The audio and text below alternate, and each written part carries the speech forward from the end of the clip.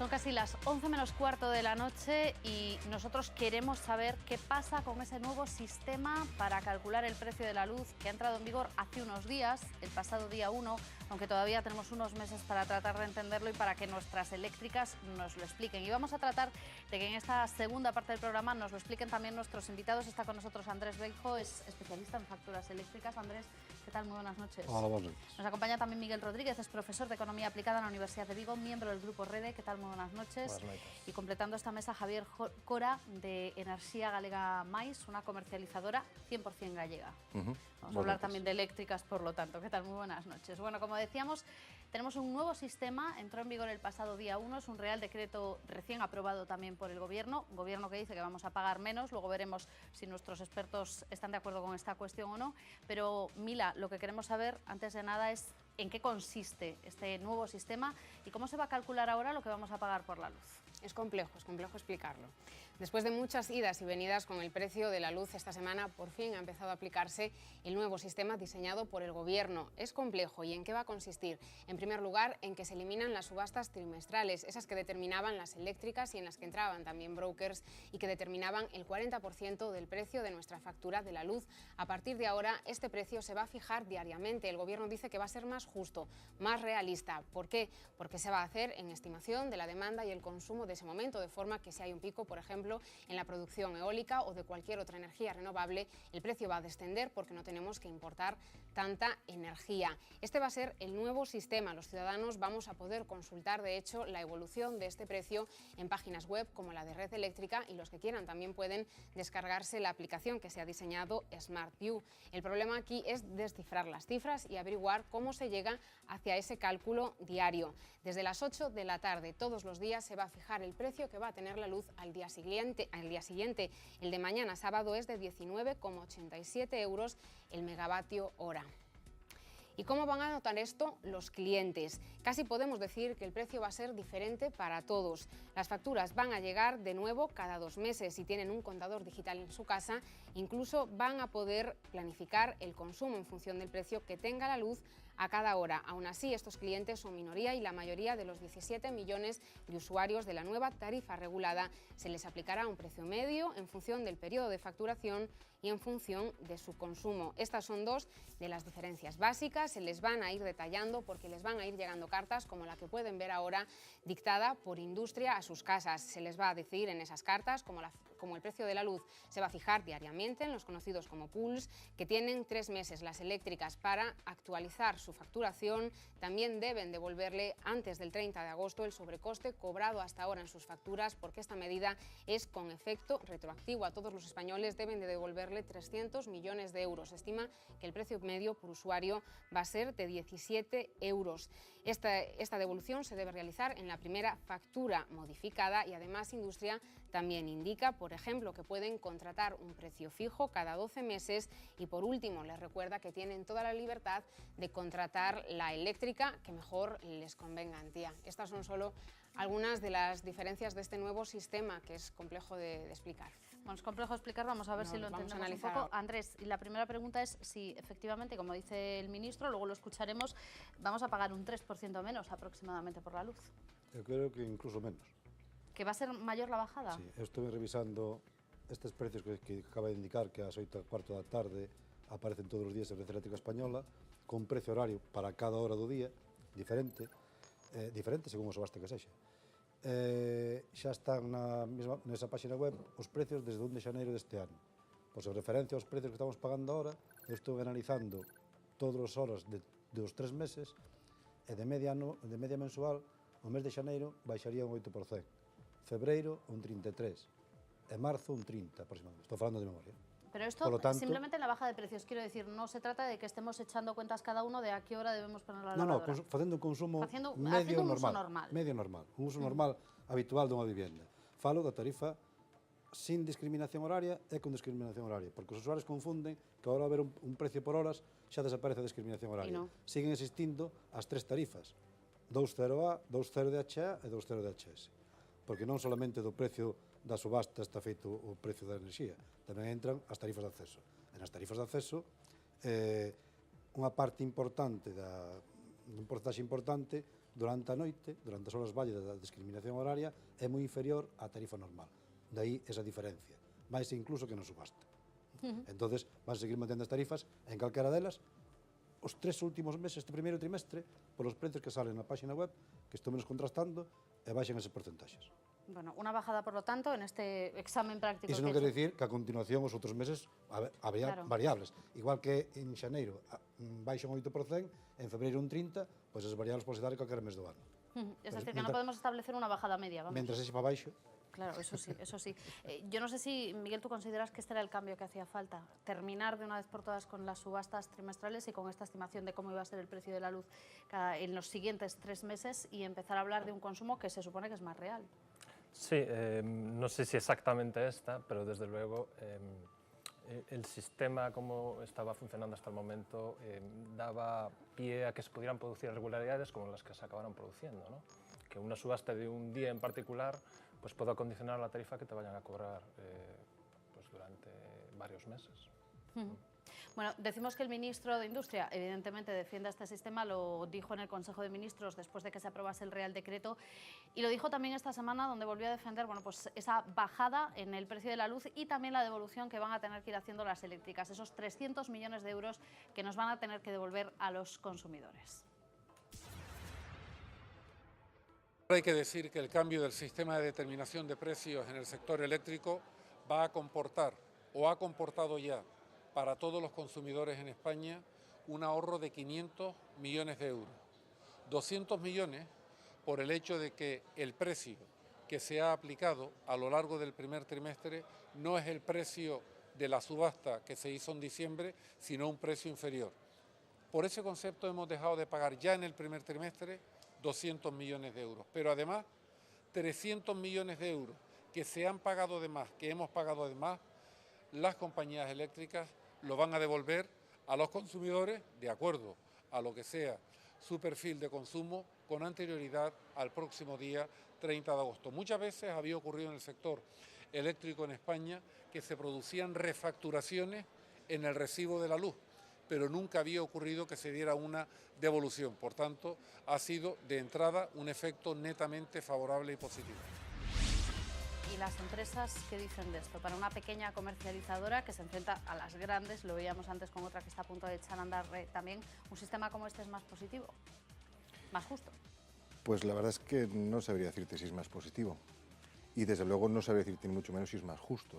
El hecho de tener un precio de coste, de factura, sobre unas franjas horarias que posiblemente no coincidan con el consumo real que tengas en tu domicilio, no sé hasta qué punto es más justo. Desde luego, si no tienes un contador horario, no es para nada justo, es absolutamente injusto. Pero, en fin, no puedo valorarlo porque, de entrada, el mercado tampoco nos da muchos más datos de los que tenemos hoy, que son pues, poco menos que una rumorología llevada a un documento y sin mucho más fundamento. No lo sé, tendremos que esperar un poquito para que haya un matiz en la práctica y veamos si es justo. No lo sé, no me puedo pronunciar. Andrés, quería hacer un matiz a lo que decía el ministro, no sé si... A devolución non é para todo o mundo. ¿Para quién es la devolución? É para os que están acollidos a tarifas de último recurso. Que ya no se llama así, vamos a ver si... Precio voluntario, precio voluntario para el pequeño consumidor. Porque os que están fora desa tarifa están con contrato, con precio fixado, que tamén se subira, tampouco lles van a cobrar máis. O sea, ahora tocou baixar, entón non lles van a devolver, pero que se subira, tampouco lles van a cobrar máis. Firmas un contrato por o X tempo, normalmente un ano, e mantenche o precio fixo relativamente, salvo as tarifas de acceso que son regulables. Lo que pasa que... Non é para todos. No es para todos y decía antes Javier que está el tema de los contadores, de estos contadores que se llaman inteligentes en muchos casos, y es que hay muy pocos instalados. La mayoría de la gente los que tiene pues no son todavía estos, las empresas no tienen todavía obligación legal de instalar el parque de nuevos contadores, les quedan todavía 4 años creo por delante para instalarlos, y decía Javier, no va a ser justo para quien no lo tenga, va a ser justo para los que sí lo tengan, esos son los que van a poder beneficiarse de este sistema. Os que teñan contador, que van a poder funcionar desa forma, con precio horario, e os que non, pola información que eu teño, a través da Comisión Nacional do Mercado Competente, que fixen consulta, vanlle facer sobre a estimación de Red Eléctrica Española da demanda, e vanlle a facer un porcentaxe de consumo por os horarios. ponderado, e a partir de aí farán ese precio. Estamos hablando de todas formas de unha estimación. Claro, os que máis, unha estimación en base dos consumos globales a nivel nacional.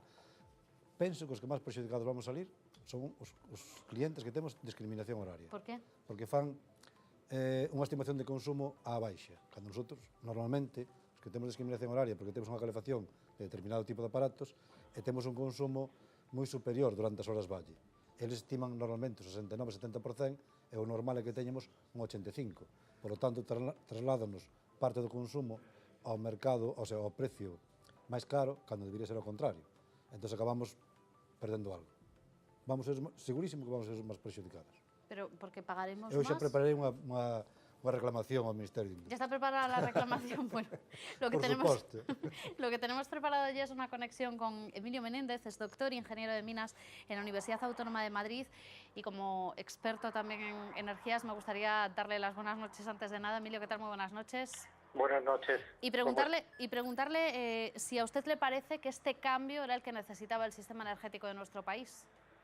No, yo creo que son cambios pequeños que lo único que hacen es lavar la cara o poner parches y que pueden mejorar, en lo poco que he oído de la conexión, si alguien está pendiente de sus formas de consumo y pueden inducir que haya más consumo por la noche y menos por el día.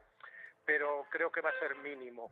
O sea, yo creo que el cambio de sistema es muy difícil porque llevamos 15 años tirando por la borda todo lo que se construyó antes.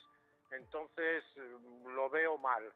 Pero entonces lo que haría falta, más que un modelo en el sistema de regular los precios, de calcular los precios, ¿sería cambiar todo el modelo energético de este país? Vamos a ver, yo creo que sí. Es decir, yo creo que en un país pequeño como somos nosotros, en un país que tiene una dependencia energética muy fuerte del exterior, en un país que los costes de la energía suponen muchísimo en la balanza, el 5% de nuestro PIB se va en comprar energía foránea, petróleo y gas, que luego se transforman en energía de uso directo. Creo que el Estado debería existir. Es decir, todo eso que se dice que no quiero Estado, que del Estado adelgace, hace que en este momento en el sistema eléctrico del cual estaban hablando ustedes, las decisiones ya sean foráneas. Pregúntenle ustedes a la gente de Aspontes quién va a decidir si Aspontes continúa o no continúa. Se va a decidir en Roma. Eso es el principal problema. Si eso se va al garete, va a resultar que un pueblo, que una actividad social desaparece. Y no se ha decidido en este país, no se ha decidido viendo los pros y los contras y no se ha intervenido. Entonces, hemos vendido la casa, hemos vendido la herencia de nuestros abuelos y a partir de ahí, pues podemos recuperarla, yo creo que sí, con muchísimo esfuerzo, asumiendo que somos mucho más pobres, asumiendo que la crisis empezó en el año 2007, no cuando nos han dicho después, y que esa crisis nos ha hecho pobres y tenemos que hacer las cosas de otra manera. Leía el otro día un artículo, señor Menéndez, en el que usted decía que tenemos que asumir precisamente eso, que estamos, digamos, como en una segunda fila y que desde ahí tenemos que trabajar. Lo que pasa que tal y como lo está planteando usted, da la impresión de que esto es una decisión política, una decisión de Estado, que no sé si usted percibe que haya algún interés en tomar. Pues yo creo que no. Desgraciadamente, los dos partidos mayoritarios, los que pueden reconducir las cosas, no lo hacen.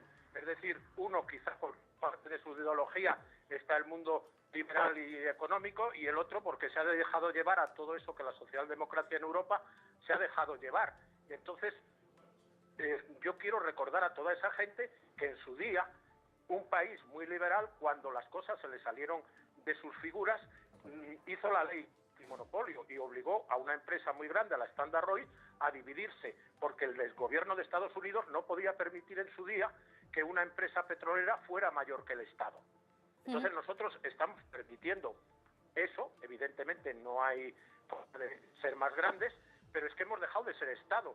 Yo recordaría a las personas un poco mayores, y creo que a todos que todavía hemos visto el cartel de Cansa por ahí, que Cansa fue una cosa que se creó en el año 1928, cuando este país era consciente de que era pobre y dijo no, el monopolio del petróleo lo va a controlar el Estado. Entonces creo que los dos partidos mayoritarios son muy culpables. ¿Y cree usted que de alguna manera, y si se hace quizás de una forma más ordenada, habría que apostar de nuevo por las renovables? Sí, por supuesto. Vamos a ver, la apuesta por las renovables tiene que tener orden y concierto. Fíjense Hasta ahora usted, no lo ha tenido. No. y en unos casos ha funcionado bien y en otros no. Nosotros hemos llegado a tener 30.000 empleos industriales en eólica. Y yo creo que la apuesta por las renovables debe contemplar las dos cosas. Debe de contemplar una energía que no me obliga a comprar combustibles fuera, una energía que además me permite reducir las emisiones de CO2, pero sobre todo una energía que me va a crear una industria en la que puedo ser alguien como país. Entonces, usted se va a algunos sitios, por ejemplo, se va a la salida de Coruña y ve una empresa que se llama Emesa. Emesa hace torres, pero ahora hace también estructuras importantes unidas a esa capacidad que ha ido creando. Estructuras importantes como el aeropuerto de Madrid, la T4, nos guste o no nos guste, estructuralmente es una cosa muy bien hecha, pero ha hecho también una estación de ferrocarril en Holanda. Y si nos vamos a la Nacional 6, vemos continuamente como palas de aerogeneradores de una empresa danesa establecida en Ciudad Real llegan a los puertos de Galicia para ser exportados a otro sitio. Entonces, eso lo tenemos que hacer. Y no como alguien dice que la industria no importa. No, la industria importa muchísimo. Bueno, pues con esa reflexión vamos a finalizar. Quiero agradecerle a Emilio Menéndez que haya estado con nosotros esta noche. Gracias, Emilio. Muchísimas gracias a ustedes por llamar. Hay una parte de lo que decía este profesor de la Universidad Autónoma de Madrid que me gustaría comentar con Javier, porque da un poco la impresión de que el Estado se ha vendido a las grandes eléctricas. No sé si las pequeñas piensan lo mismo. Dios mío, qué pregunta más capciosa. No, para nada, para nada. ¿Usted tiene esa impresión? Yo tengo la impresión que tenemos todos, la misma. No tengo una impresión diferente. Todos, históricamente, entendemos que hay, no sé si llamarlos unos presuntos poderes fácticos o cómo llamarlos, pero sí, da pie a pensar, cuando menos, lo que ocurre desde hace muchos años, que sí, que las grandes compañías eléctricas, bueno, digamos que no sé si es que si tienen capacidades sobradas para hacer movimientos en algún punto de una negociación con el gobierno, pero desde luego sí que el que todos los movimientos sean en una misma dirección, desde luego da pie a pensar ese tipo de cosas, ¿no?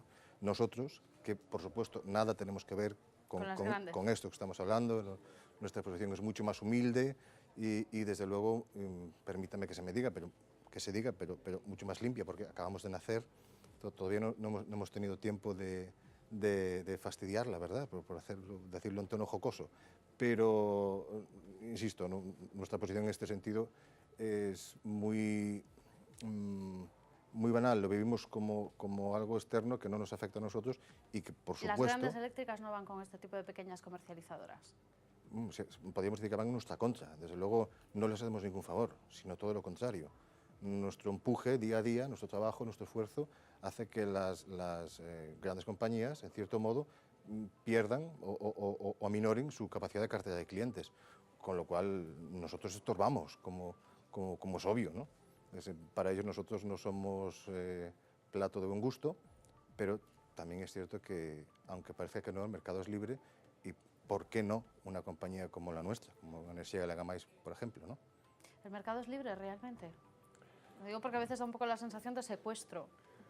Sí, home, cando tes 3-4 grandes empresas que representan, pues non sei, cando poden estar representando 80% da produción e da distribución, pues pode ser algo parecido. 90. Pues, ¿El 90? Sí, tranquilamente, sí. Dende logo non son as mellores condicións para que haxa competencia e, de feito, as grandes compañías teñen moitas denuncias na Comisión Nacional de Enerxía e, ás veces, en contra dos seus intereses, non? Teñen fallado en contra, dicir, bueno, non parece que o mercado sexa todo competitivo que un deberá esperar, non?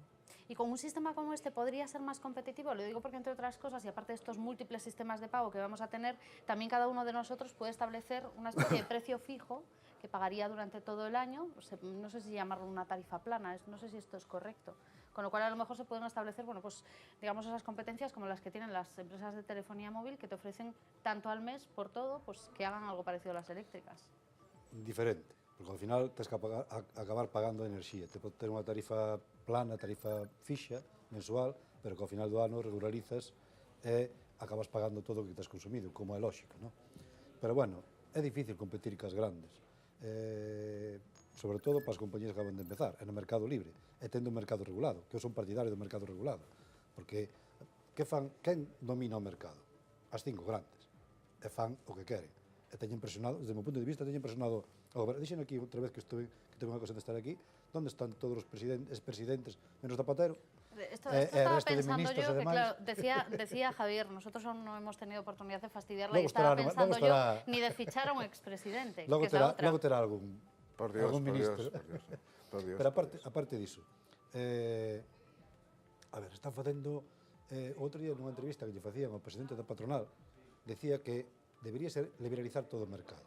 Más. Para facer mellores ofertas. Eu estou aquí esperando que me faiga agora. Eu podo ir para o Mercado Libre cando queira, que me faiga unha boa oferta. Ora, se vai facer unha oferta, como vin estes días, das filiales ou paralelas ás compañías do mercado regulado, con ofertas un 35% máis caras, entón, eu teño clarísimo que unha vez que liberalicen o mercado totalmente, que nos vai subir o precio da corrente, pero automáticamente. ¿Más todavía? Sí, por supuesto que sí. Como o liberalicen, sí. Porque, a ver, que motivo ten, non quero nombrar ninguna, son das 5 grandes. Que todos sabemos cuáles son. Todos sabemos cuáles son.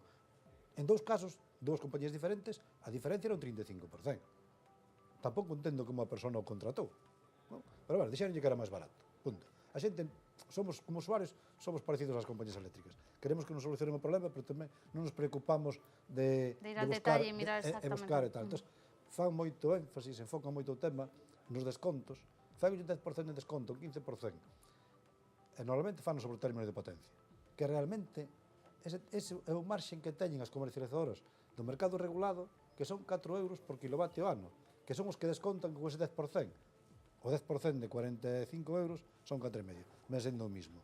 Que eles xa non teñen, as do mercado liberado xa non teñen eses 4 euros. É xusto que lles costa a eles a tarifa de acceso. Por lo tanto, non fan nada. Ao usuario sí, pero a eles non lles costa nada. Pero, como contrapartida, subiche o precio do consumo. Por lo tanto, a xente fíxase donde lle fan o desconto, non se fixa no resto, e acaba pagando máis. O sea, non falo de, comentaba antes de entrar aquí, non falo de, pois que te colleron despistado por teléfono tal, non, co contrato diante, e a xente firma e contrata. A mí me pasou un caso curioso. Si son igual de transparentes que con la factura, a lo mejor no es tan difícil que a uno le engañen. A factura está clarísima.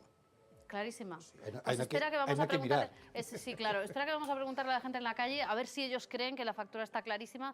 Hoy hemos querido saber si la gente piensa que paga mucho o paga poco por la luz, si sabe que se ha puesto en marcha un nuevo sistema para ver cuánto nos van a cobrar por el uso de la energía y también si entienden la factura.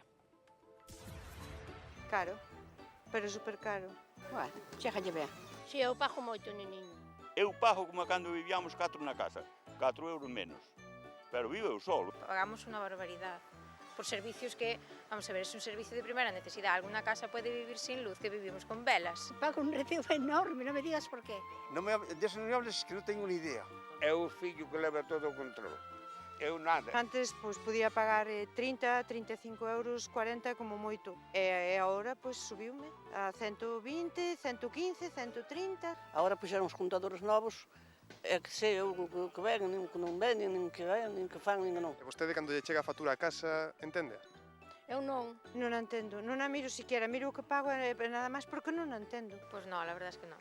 La miro, la pago y se acabó. Porque meten uns coeficientes que non nos entende nin la madre que los parió. Se eu non entendo, cos anos que teño, imagínate, xente que teña pois 60 anos ou 70. Penso que non se entera de nada. Impuesto de electricidade. Eu creio que este impuesto de electricidade é de euros 80. En que mundo estamos? Real. Isto non entendo nada. Nada, que non me entero de nada. Por eso xa te digo, só miro o que paguei e digo, bueno. 31 euros, bueno, faltenlle 8 céntimos. De IVA solamente. Alquiler de contador. Por que alquiler de contador? Non sei se sabe que vai cambiar de novo a factura agora. Non era o que nos faltaba. Sí, lo sé. A ver, se polo menos nos ven un poquinho máis explicado. Dicen que vai rebaixar na factura. E sacaron estes impuestos todos? Non me parece que non. Non vexo moito beneficio. Non creo que traballen para beneficiarnos a nós. Esta reflexión de esta señora yo no sé si es lo más preocupante, que diga que no cree que estén trabajando para nuestro beneficio. Que é así. Que no trabajan para nuestro beneficio. Por No digo las supuesto. eléctricas, digo el gobierno. O goberno xo dudo, pero as eléctricas desde logo que non. As eléctricas son empresas que buscan o seu beneficio, é lógico, ademais. Para iso están. E depois cada un trase que buscar. Por iso entendo que debe ser regulado. Porque El ademais, mercado. Claro, porque ademais non é cuestión solamente de precios, é cuestión de dereitos. Entón, ti automáticamente, está pasando aquí, se te pasas ao mercado libre, automáticamente perdes dereitos. A normativa xa non te afecta como no outro lado. Por exemplo, se presentes unha reclamación, no mercado libre tens que ir ao xulgado. No mercado regulado podes presentar en consumo. Se che cortan un suministro por un impago, por calquer motivo, que se equivoque o banco, no mercado libre podes cortar o suministro automáticamente. No mercado regulado tenche que mandar un escrito con acusos de recibo, esperar 2 meses e dache tempo para arreglalo. O sea, é cosas deste tipo. Entonces, claro, o sea, non é exactamente igual. Eu estou máis protegido no mercado regulado que no mercado libre. Aínda así, se me fixeran unha boa oferta, pues, pensaría en pasarme. Hay una cosa que cambia también, es la ponderación. Hablabas antes de la potencia contratada y del consumo. Se supone que ahora van a valorar más la potencia contratada y menos el consumo, con lo cual los pisos vacíos, por ejemplo, o las segundas residencias, bueno, pues van a tener cierto castigo. No sé si esto es algo que también tendríamos que explicar o plantearnos. Salió mal o goberno.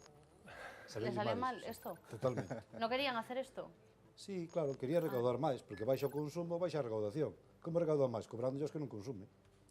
Pero, facendo uns simples números, se saleu outro día unha nota de prensa do Ministro de Industria, facendo uns simples números, de 26 millóns de usuarios con un contrato medio de 4,6 e 3.500 kW de consumo, recaudanse 16.300 millóns. Con que 6 millóns de usuarios baixen 5 amperios, podo asegurar que fixeron máis, xa se recaudan 16, perden 300 millóns de recaudación.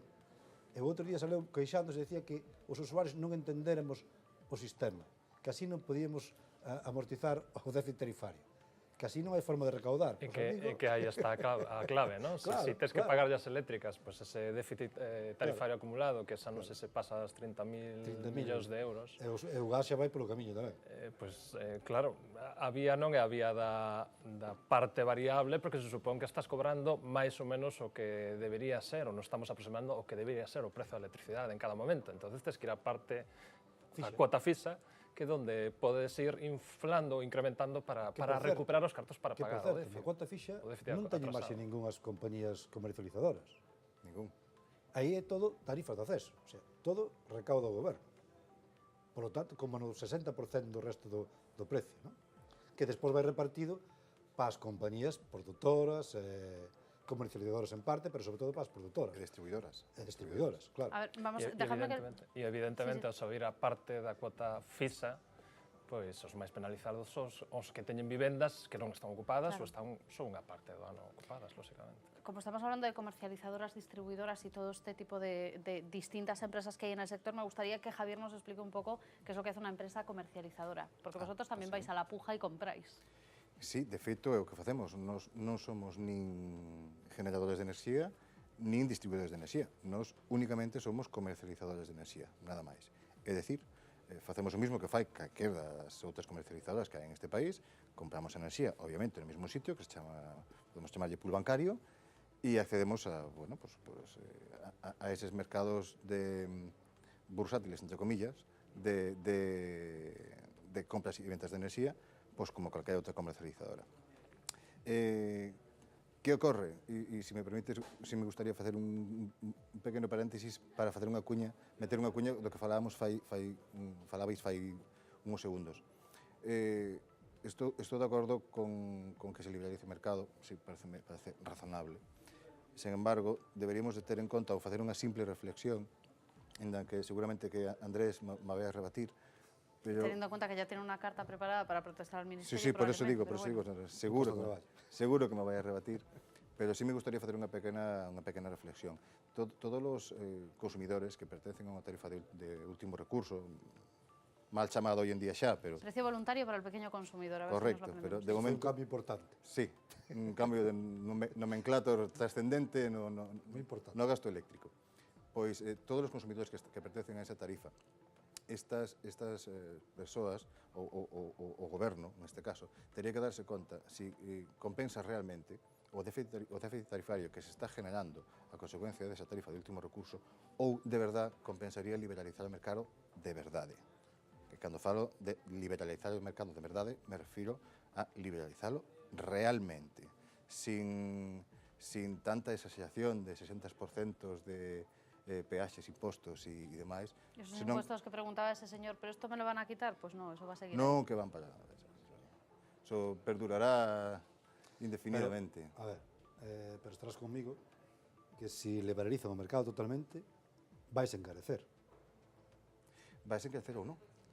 Entón, por que agora non fan os precios máis económicos? Sí, o que espero que esteñas ti comigo é que, aínda que con unha tarifa de último recurso, efectivamente, ti tes unha factura un pelín máis barata, por decirlo de alguna maneira, os impostos... Depende con que compares. Un 35% é importante. Bueno, é un caso en concreto, dependería da tarifa coa que a compararas, non? Podería ser incluso hasta un 4 ou un 5%, o sea, non estamos falando de 35%. Eu encontrei varias con 35% máis caro. Extrañame moito que a xente as contrate, por iso te digo. Bien, permíteme que cho rebata. Sí, claro. Con 4 e 5%, senón con 35%. Sí. En calquer caso, aínda así, que é unha verdadeira animalada, verdad? Un 35% de diferencia. Pero, ollo, que falamos de un consumo de 300, 400 euros anuales, no cal un 30% estamos falando de un aforro de 90 euros, que para esa facturación é unha animalada, pero tampouco estamos falando de unhas cantidades macroeconómicas, non? Sino que falamos de para o usuario, sí. Sí, para un consumo doméstico, sí. Vale? Pero un 4 ou un 5%, que son as que eu podía ponerse encima da mesa, fíjate que falamos de diferencias moi pequeniñas realmente, non? Sí, está claro. Pero a miña reflexión é, compensa realmente a este goberno ter unha tarifa de último recurso, non olvidemos que subvencionada, que parece que se nos olvida iso sempre, subvencionada, e cando digo subvencionada, me refiro a que todos nós subvencionamos esa tarifa. De tal modo que compensa aforrar un 4, 5 ou incluso hasta un 35% se o pagamos por outro sitio? Aí deixo a pregunta. Bueno, vamos a responder a otra pregunta y es por qué en este país la luz sube lo que sube y por qué pagamos lo que pagamos en una situación, la de la Unión Europea, en la que los precios, Mila, desde luego no se parecen en nada a los nuestros. Bueno, hay un poco de todo, pero estamos en este caso a la cabeza. Estamos a la cabeza. Podemos presumir de algo, eso sí, y es de que España tiene, por ejemplo, está en el puesto número 3 de los países más caros que más tienen que pagar por la luz en la Unión Europea. ¿Dónde sale más barata? Pues, por ejemplo, en nuestra vecina Francia. Los galos tienen que pagar casi la mitad que nosotros el precio del kilovatio hora, entre otras cosas, por su alto número de centrales nucleares, muy polémicas, pero también muy importantes a la hora de reducir la dependencia energética. Continuamos avanzando en este gráfico elaborado por el Eurostat y vemos a otros países donde también les sale más barata la luz que a nosotros. Están, por ejemplo, Dinamarca, los Países Bajos, Alemania, Italia o Bélgica. En el cuarto puesto de los más caros está Reino Unido, una especie de isla energética como España. A ellos también les sale la luz más cara a 0,16 céntimos el kilovatio hora. Después estamos nosotros y solo nos adelantan en este ranking, hay que decirlo, Irlanda y Chipre. Aún así hay que decir que el tema de la dependencia energética es un reto al que tiene que enfrentarse ahora mismo toda la Unión Europea, sobre todo en cuanto a las energías, a los combustibles fósiles. Claro, que es lo que se importa efectivamente, lo que decíamos, nos explicaba antes Emilia Menéndez, que aquí en este país suponen un 5% del PIB. Con todo esto ha llegado el momento quizás de plantearse que necesitamos otro tipo de energías, buscar otro tipo de desarrollo energético. Pues probablemente. Lo digo porque si supone un 5% del PIB, tener que importar determinados combustibles fósiles, a lo mejor nos estamos equivocando. Sí, pero boa parte dese gasto, de toda esa importación de combustibles, é combustible para o transporte, e aí hai problemas a toda agora técnicos para poder facer o cambio tecnolóxico. Bueno, máis que problemas técnicos, hai problemas económicos. Electrificar todo o sistema de transporte, pois sabemos que é moito máis caro que empregar o petróleo. O petróleo, nos guste ou non, é relativamente barato, moito máis barato que outras opcións, por exemplo, a motorización eléctrica, e mentras eso non o podamos solucionar, non se produzan os abaratamentos suficientes no custe deste tipo de medios de transporte, pois seguiremos tendo esa parte do PIB adicado a importar e, por tanto, exportar renta a outros países, que sería renta que se podría quedar aquí perfectamente, non? Hai que hacer unha aposta. O que dicía antes o profesor que falaba antes. A ver, estamos rebaixando instalacións de eólicas, fotovoltaicas, penalizando ou recortando as primas ás renovables. Entón, que se podría crear traballo aquí, crear empresas para desarrollar todo ese tipo de instalacións, mentras importa cada vez máis e dependemos máis do exterior, gas e petróleo. E tal como están as cousas hoxe en día, nestes países eu non me fío nada, porque Rusia xa vedes o que pasou. os países árabes pasa exactamente o mismo, o sea, cortan o grifo en calquer momento. Baixo o consumo tamén o gas, queren vender. Eu detecto algo moi importante. Eu traballo no sector de electricidade con produtos eléctricos e demais, non? E chama moita atención con unha empresa, por exemplo, como o Gas Natural Fenosa, que é unha empresa mixta, só fai publicidade do gas. Non fai publicidade, nin a mínima publicidade de electricidade. Chama moita atención. E outras compañías igual. E o que tratan é de vender gas. Eu creo que teñen un exceso de gas comprado. Hay una bolsa de gas, esto suena terrible, pero hay una bolsa de gas y hay que trasladarla. Da do Mediterráneo, que hai que vender e sacar como sexa. E o que interesa é vender gas, non electricidade. Bueno. Para mí é un problema grave. Desde luego lo que tenemos aquí en Galicia es una enorme bolsa de recursos naturales que servirían para, si no ser autosuficientes, sí por lo menos generar más energía de la que generamos en este momento. Nos hemos dado una vuelta por nuestra comunidad autónoma para descubrir qué podríamos hacer con todos los recursos naturales que ahora mismo tenemos infrautilizados. Tenemos centrales y centrales hidroeléctricas desde los 50. Una de las más famosas, Belesar, acaba de cumplir el medio siglo de vida.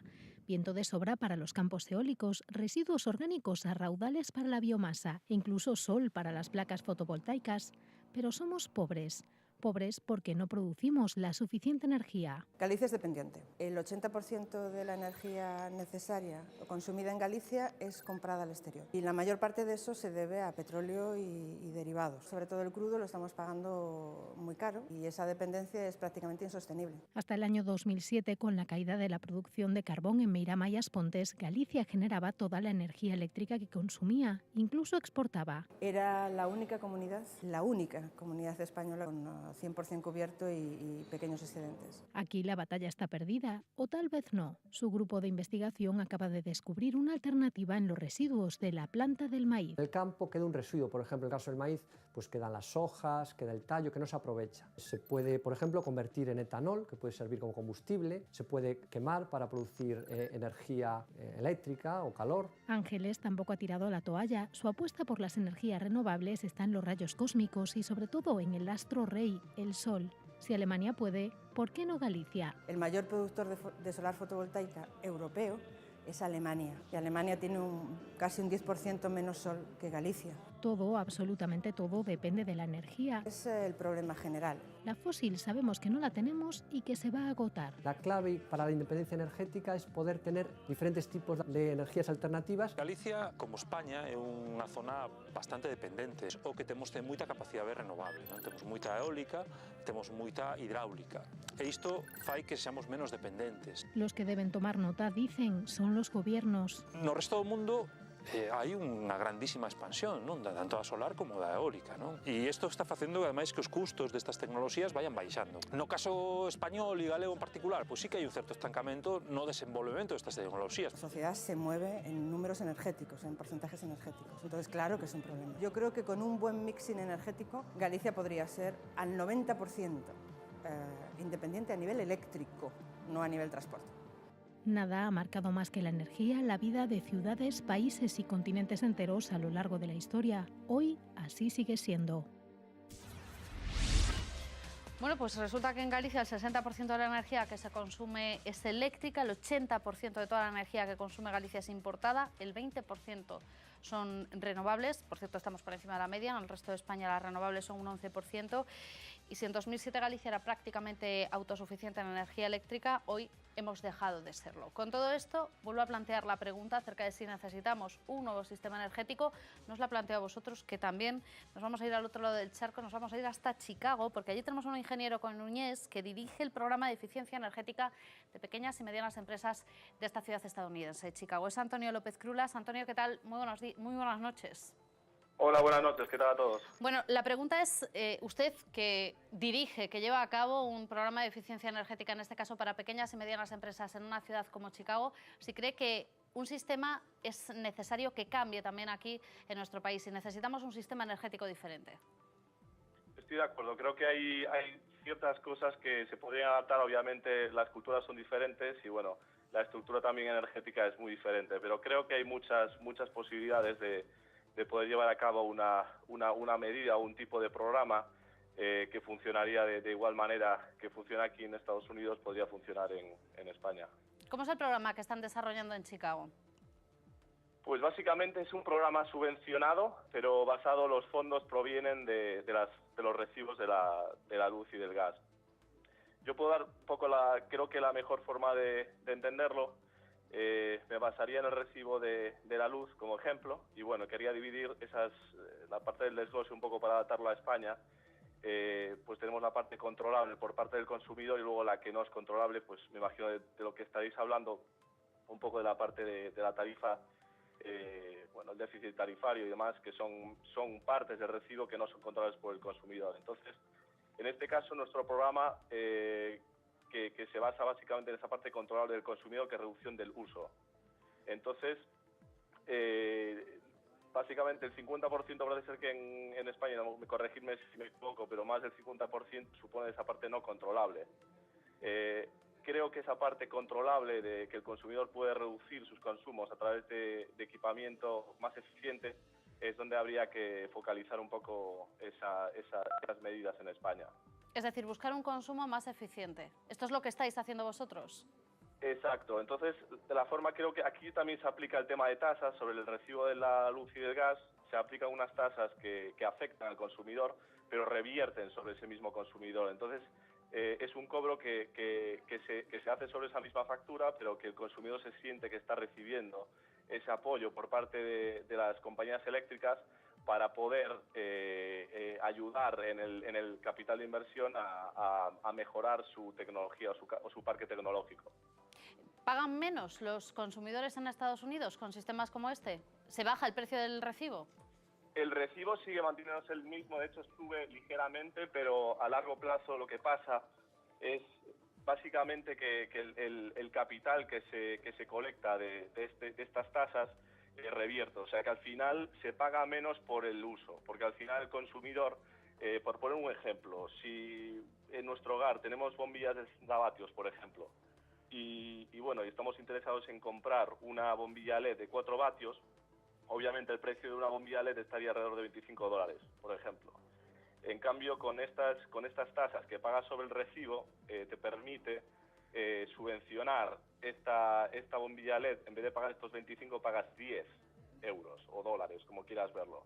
Entonces, en este caso, obviamente, a largo plazo, has capitalizado, has reducido el costo de esa medida eficiente, la bombilla LED de 4 vatios, con respecto a la de 60 vatios, te estás ahorrando 56 vatios y luego estás a largo plazo pagando menos, pues básicamente de mes en mes en tu factura estás pagando menos por uso.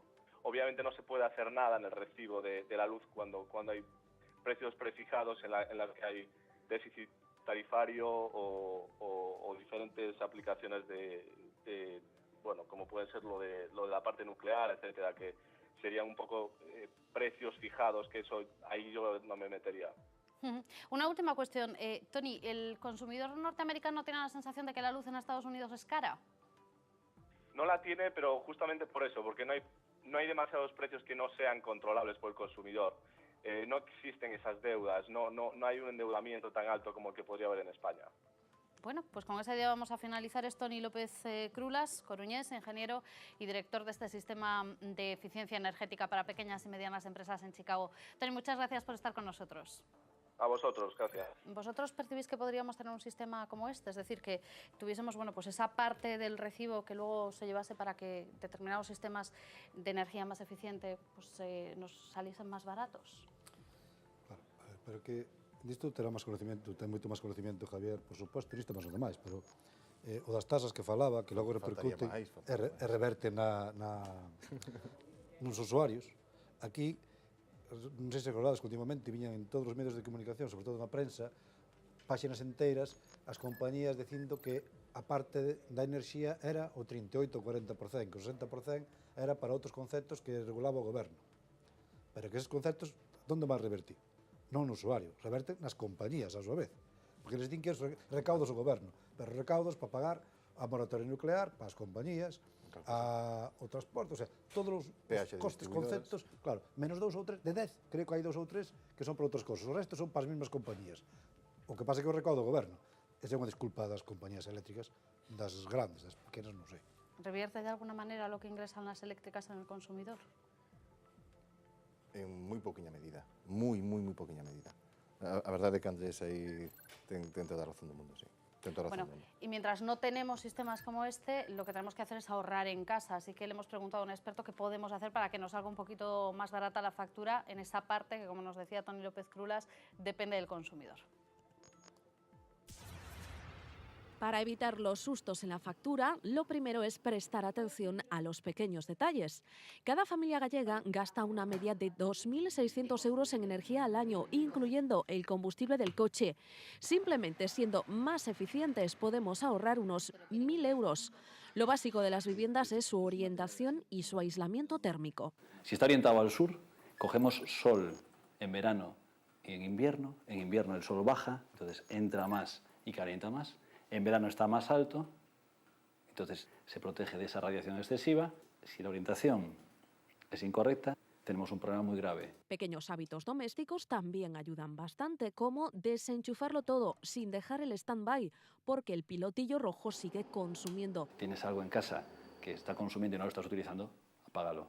Las luces en cuartos que se visitan con poca frecuencia, pues es más interesante pues que tenga un detector. Cocinar con tapa, ahorramos un 25% de energía. Descongelar regularmente la nevera y el congelador y no dejarlos mucho tiempo abiertos.